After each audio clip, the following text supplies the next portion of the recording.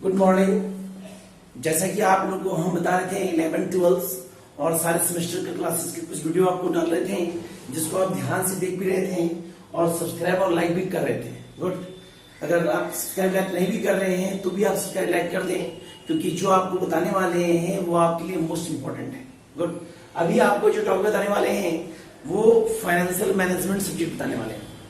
तो financial management जो होता है ये आपको हम 12 बताए हैं कि मैनेजमेंट का एक पार्ट होता है जिसको हम फाइनेंशियल मैनेजमेंट कहते हैं। ये मैनेजमेंट आपको बीबीए के साथ साथ सेमेस्टर 6 में विनोबा यूनिवर्सिटी और अदर यूनिवर्सिटी के तहत भी आपको पढ़ना पड़ेगा।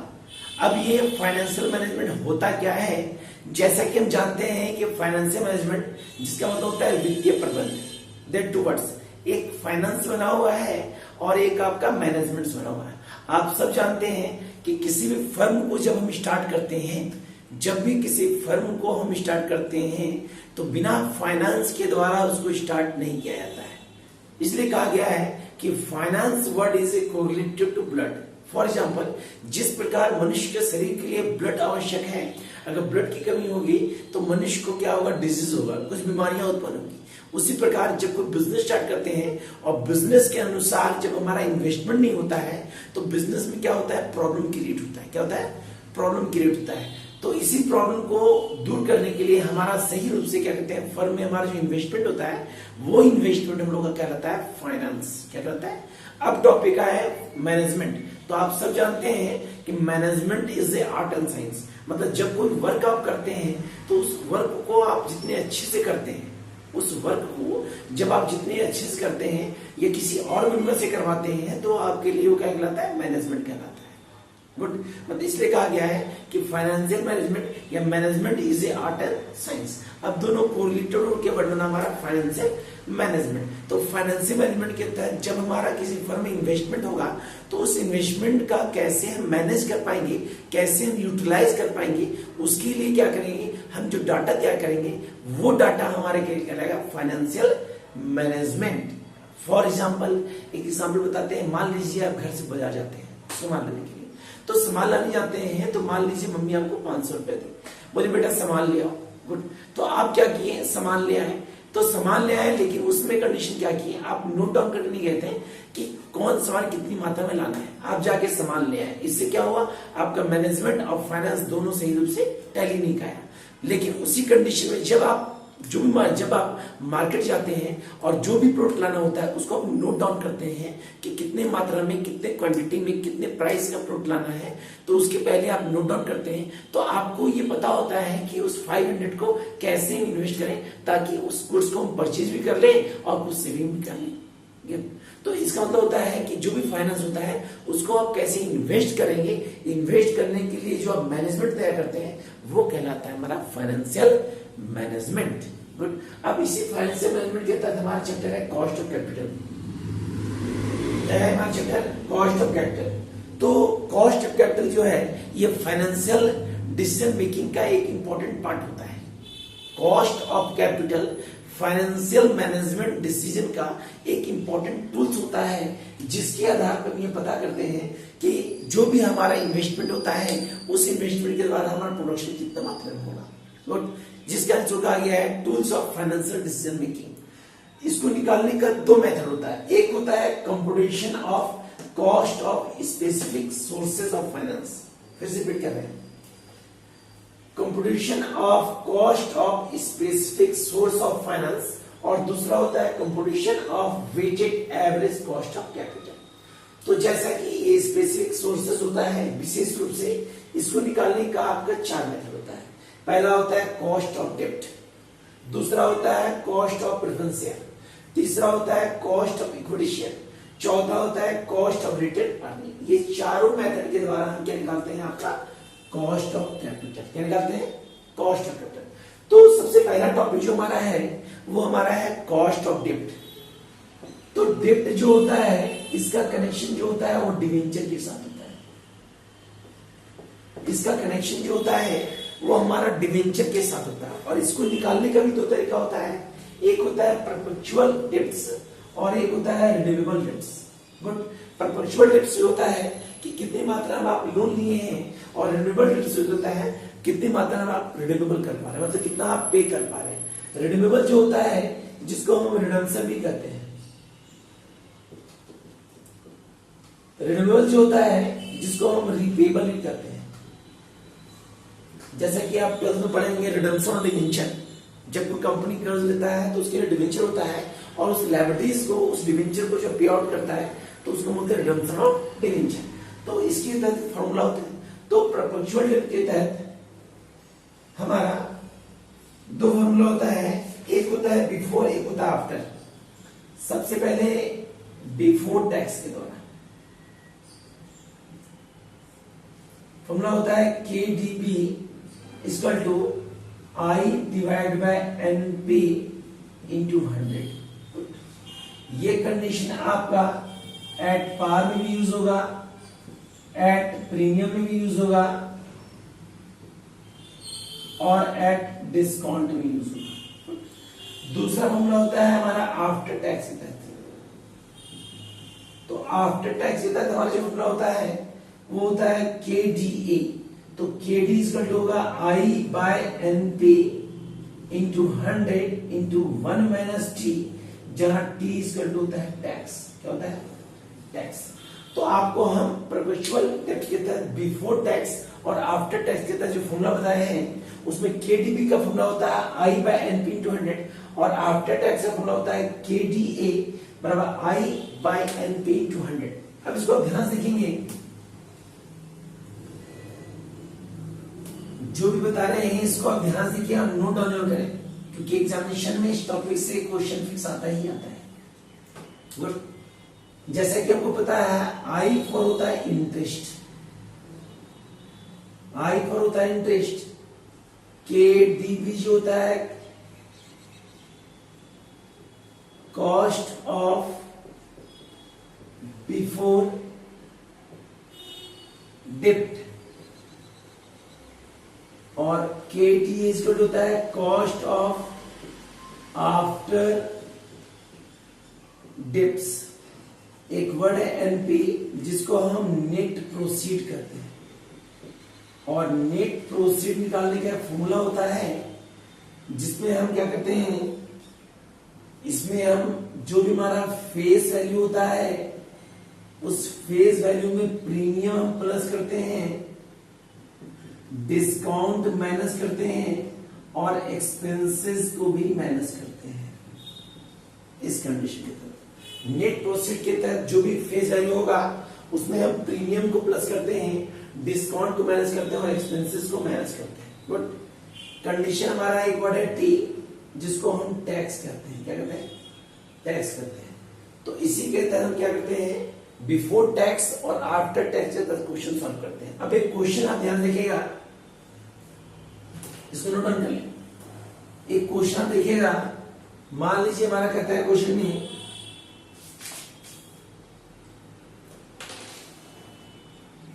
A limited issued 1,10% debenture at the rate of 100 each. Find cost of debt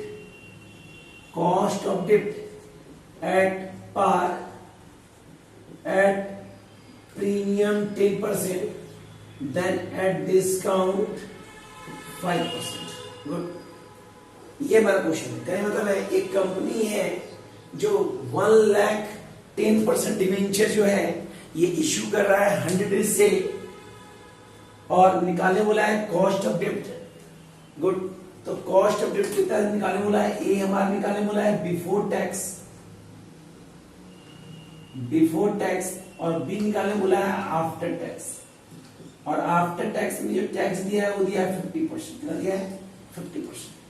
तो सबसे पहले हम बिफोर के तहत सॉल्व करते हैं। तो बिफोर के तहत हमारा फॉर्मूला होगा KDP equal to I by NP into 100। तो कंडीशन में सबसे पहले हम पता करते हैं नेट प्रोसीड। तो नेट प्रोसीड के तहत हमारा 1 लाख डिवेंचर है, 100 का रेट है, तो ये हो जाएगा 1 करोड़। गुड। हमारा इंटरेस्ट निकलेगा 10%। क्योंकि 10% डिवेंचर है तो 1 करोड़ का 10% निकालते हैं तो ये निकलता है हमारा 10,000। कितना आता है? 10,000। गुड। सबसे पहले हम एट पार के तहत सॉल्व करते हैं।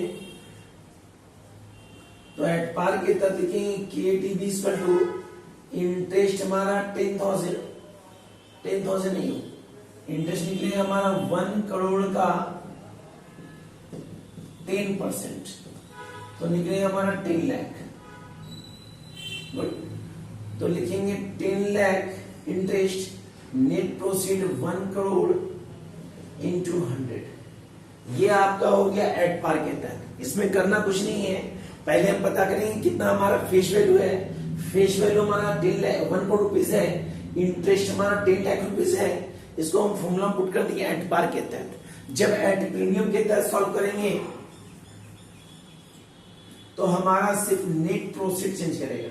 हम लोग जान रहे हैं हमारा फेस वैल्यू 1 करोड़ है और प्रीमियम 10% दिया है, तो 1 करोड़ का निकालेंगे 10% तो निकलेगा 10 लाख, और 1 करोड़ में प्लस करेंगे तो निकलेगा 1 करोड़ 10 लाख। 1 करोड़ 10 लाख। अब क्या करेंगे, इसी के तहत फॉर्मूला पुट करते हैं। तो KDB इक्वल टू फॉर्मूला होता है I/NP इंटू 100। तो ये है मेरा 10 करोड़ 10 लाख इंटरेस्ट, ये हो जाएगा 1 करोड़ 10 लाख और ये हो गया 100। ये हो गया हमारा प्रीमियम। क्या हो गया हमारा? जब हम डिस्काउंट के तहत सॉल्व करेंगे तो फॉर्मूला हमारा वही होगा KDB equal to I/NP into 100। तो आपका इंटरेस्ट में कोई बदलाव नहीं होगा, आपका बदलाव होगा नेट प्रोसीड में। आप जान रहे हैं आपका नेट प्रोसीड जो है वो 1 करोड़ रुपीज है, लेकिन डिस्काउंट बोला है 5%, तो 1 करोड़ का 5% होता है 50 लाख, 5 लाख, तो बचेगा हमारा 9 करोड़ 95 लाख रुपीज। गुड। 3 लाख है तो ये हमारा 5 लाख निकला, 2 0 कट गया, 1 2 3 4 5, ठीक है, 3 2 5, ठीक है, तो कट गया 5 लाख। तो 5 लाख माइनस हुआ 9,95,000। अब इसको फॉर्मूला तहत पुट करते हैं तो हमारा ये है 10 लाख, ये है 9 करोड़ 95 लाख इंटू 100। तो इस कंडीशन के तहत हम एट पार बना लिए, एट प्रीमियम और एट डिस्काउंट। तो करना कुछ नहीं है, इसके तहत कितना हम डिवेंचर इशूड किए हैं, उस डिवेंचर इशूड के तहत हम क्या निकालेंगे, आपका कॉस्ट ऑफ डेप्ट निकालेंगे बिफोर के तहत। ये आपको जो बताया है बिफोर के तहत। अब आफ्टर में करना कुछ नहीं है, आफ्टर में करना क्या है, सबसे पहले यहां लिखेंगे आफ्टर, आफ्टर, और फॉर्मूला पुट कर देंगे 1 माइनस टी। या ध्यान दीजिए कैसे सॉल्व करेंगे आफ्टर के तहत।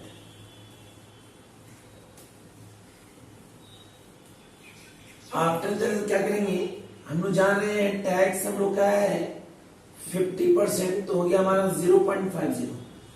सबसे पहले एट पार सॉल्व करते हैं। तो एट पार के तहत हमारा फॉर्मूला होता है KD equal to I/NP into 100 into 1 minus T. I हो गया हमारा 10 लाख इंटरेस्ट, ये हो गया हमारा 1 करोड़, ये हो गया 100 इंटू 1 माइनस 0.50। इसको आप कैलकुलेट कर देंगे, जो निकलेगा वो एट पार के तहत। जब एट प्रीमियम में सॉल्व करेंगे तो करना कुछ नहीं है, नेट प्रोसीड आपका निकलेगा 1 करोड़ 10 लाख, 1 करोड़ 10 लाख, क्योंकि प्रीमियम 10% ऐड कर दिए। कंडीशन यहां लिखेंगे KDA 10 lakh by 1 crore 10 lakh into 100 into 1 minus 0.50। ये आपका हो गया प्रीमियम। जब एट डिस्काउंट करते हैं तो आपका चेंज नेट प्रोसीड करता है, जो होता है 9 करोड़ 95 लाख, क्योंकि यहाँ डिस्काउंट कितना परसेंट है 5%। तो KDA इक्वल टू इंटरेस्ट आपका है 10 लाख, ये है 1 करोड़ नहीं 9 crore 95 lakh rupees into 100 into 1 minus 0.50. Good. तो कॉस्ट ऑफ डेब्ट के तहत आपको हम एक इश्यू के तहत बताएं बिफोर टैक्सेशन निकाला जाता है और आफ्टर टैक्सेशन जाता है. तो क्वेश्चन पहचानने का तरीका है कि यदि आपका टैक्स रेट हो, यदि क्वेश्चन में आपका टैक्स रेट हो तो उस कंडीशन में हम आफ्टर निकालेंगे, और यदि आपका टैक्स रेट नहीं हो तो हम बिफोर निकालेंगे. ऐसे भी क्वेश्चन में साफ साफ कर देगा कि क्या सॉल्व करना है. तो ये कॉस्ट ऑफ डेब्ट के तहत, परपेचुअल डेब्ट के तहत आपको निकालने होता है. इसको आप ध्यान देखिए. अब आपको रिन्यूएबल डेब्ट के तहत बताते हैं. इसको आप ध्यान से देखें और सब्सक्राइब लाइक जरूर करें. ठीक है.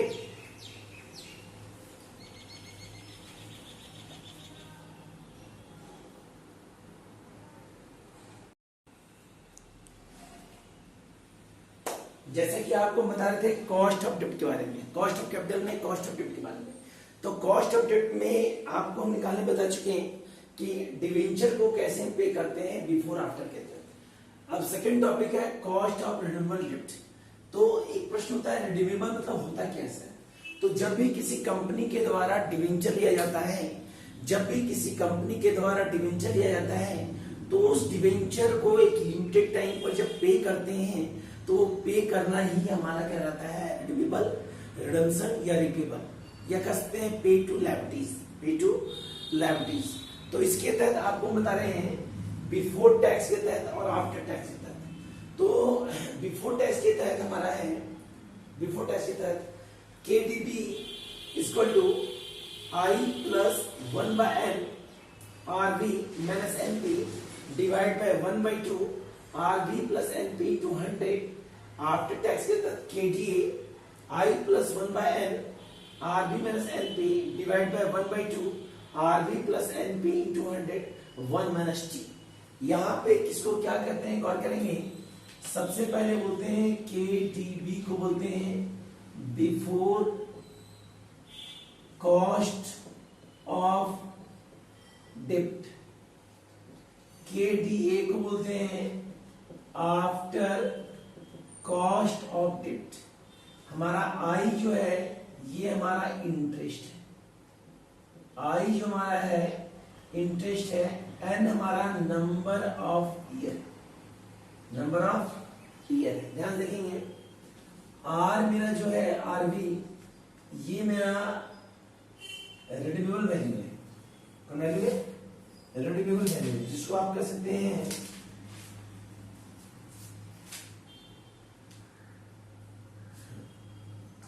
Redeemable value. आपका है NP जिसको आप नेट प्रोसीड कहते हैं. गुड. आपका है T जिसको आप टैक्स कहते हैं. गुड. तो इसी कंडीशन के तहत हम लोग क्या करते हैं क्वेश्चन सॉल्व करते हैं. सबको क्या कहते हैं समझ गए. अब आपको एक क्वेश्चन बताते हैं जिसमें बिफोर टैक्स भी रहेगा और आपका आफ्टर टैक्स भी रहेगा. ये जो टॉपिक बता रहे हैं ये आपको सेमेस्टर के साथ साथ हमने बताया कि आपको BBA और MBA में भी काम देगा. गुड. जिसका नाम है फाइनेंशियल मैनेजमेंट. चलिए, तो रिन्यूएबल कॉस्ट ऑफ डेब्ट के तहत हमारा क्वेश्चन है एक कंपनी इश्यू कर रहा है 5000 10% debenture at the rate of 100 each. मतलब 5000 डिवेंचर है, रेट 100 ईच है, और इंटरेस्ट का रेट हमारा है 10%. रिन्यूएबल कर रहा है हमारा आफ्टर 5 ईयर, 5 साल. The cost of floating amount 4% है of the face value. Face value का कितना परसेंट? 4%. और टैक्स रेट है 40%. आपको निकालने बोला है बिफोर टैक्स भी और आफ्टर टैक्स भी. सबसे पहले हम 10% डिवेंचर के आधार पे पता करें कितना डिवेंचर है. तो इंटू होगा 5200, ये होता है 5 लाख. ये 5 लाख जो रखा है ये आपका हमेशा रिन्यूएबल वैल्यू होगा. इसमें किस प्रकार का बदलाव नहीं होगा क्योंकि ये फेस वैल्यू के तहत होगा. हमारा अब निकलेगा नेट प्रोसीड. तो नेट प्रोसीड निकलेगा 5 लाख माइनस 5 लाख का 4%. ये निकलेगा हमारा 5 लाख और ये 20,000. ये निकलेगा 4,80,000. ये 4,80,000 आपका नेट प्रोसीड हो गया. क्या हो गया? आपका इंटरेस्ट निकलेगा, तो इंटरेस्ट निकलेगा 5 लाख का 10% एंड 50,000 कितना आएगा 50,000। आपका टैक्स निकलेगा 40%, तो 0.40। अब आपको हम सबसे पहले बिफोर के तरह बताते हैं, बिफोर टैक्स बिफोर टैक्स प्रश्न में एक और पुट आउट है। प्रश्न में आपका एट पार बोला है, प्रश्न में आपका एट प्रीमियम बोला है 10%, और एट डिस्काउंट जो बोला है वो बोला है 5%। गुड। तो सबसे पहले बिफोर टैक्स में आपका एट पार निकालते हैं, तो फॉर्मूला लिखेंगे KTB इक्वल टू हमारा हो जाएगा I plus 1/n RB minus NP बटा 1/2 RB प्लस NP इंटू 100। हमको ये पता है कि इंटरेस्ट मेरा है 50,000 plus number of year 5 year है, रिडेमेबल वैल्यू 5 लाख है, और ये है 4,80,000 divide by 1/2, then 5 lakh plus 4,80,000 into 100। तो इस कंडीशन से आपका एट पार का क्वेश्चन सॉल्व हो जाएगा। जब हम एट प्रीमियम सॉल्व करते हैं तो हमारा बदलाव से नेट प्रोसीड होगा। नेट प्रोसीड एक्चुअली है 4,80,000 और आपका प्रीमियम दिया है 10%। कितना दिया सर 10%, तो यहां निकलेगा 5 लाख का 10%, तो ये होता है 4,80,000 माइनस 50,000, ये निकलेगा 4,30,000।